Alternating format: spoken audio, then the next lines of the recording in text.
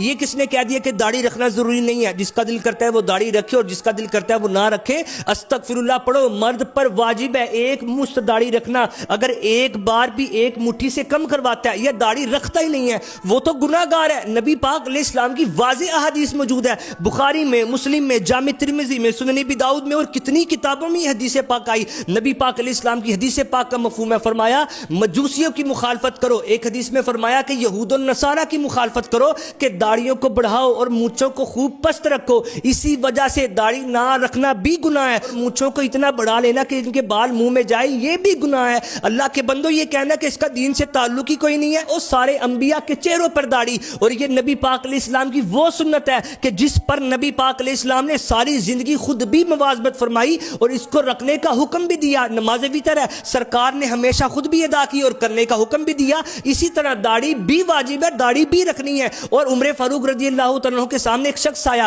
جس کے چہرے پہ داڑھی نہیں تھی، وہ گواہی دینے کے لیے آیا تھا۔ عمر فاروق نے اس کی گواہی رد کر دی، کیوں؟ کیونکہ چہرے پر داڑھی نہیں ہے۔ اب داڑھی کی مقدار کتنی ہونی چاہیے، کیا یہ بھی ثابت ہے؟ جی ہاں، نبی پاک علیہ السلام کے صحابہ اکرام حضرت عبداللہ بن عمر رضی اللہ عنہ اور حضرت ابو ہریرہ رضی اللہ عنہ، ان کا یہ عمل مبارک ثابت ہے کہ ایک مشت داڑھی رکھتے، جتنا زائد حصہ ہوتا اسے کتروا دیا کرتے تھے۔ یعنی داڑھی رکھنی ہے یہ سرکار نے فرمایا، اور کتنی رکھنی ہے یہ نبی پاک علیہ السلام کے صحابہ کرام کے عمل سے ثابت ہے۔ اور اس کے علاوہ امت کے اکابرین علماء ان کی کتابیں بھری پڑی ہیں، فتح القدیر، در مختار، بحر الرائق، مرقات، اور کتنی حدیث کی شروحات میں یہ واضح موجود ہے کہ ایک مرد پر واجب ہے وہ داڑھی رکھے، ساری امت ایک طرف اور یہ لوگ ایک طرف۔ قرآن پاک میں اللہ پاک فرما رہا ہے جو رسول تمہیں دے وہ لے لو، جس سے منع کرے اس سے باز آ جاؤ۔ اگر سرکار نے تحفہ دیا ہے تو قبول کرو نا، کیوں نہیں رکھتے؟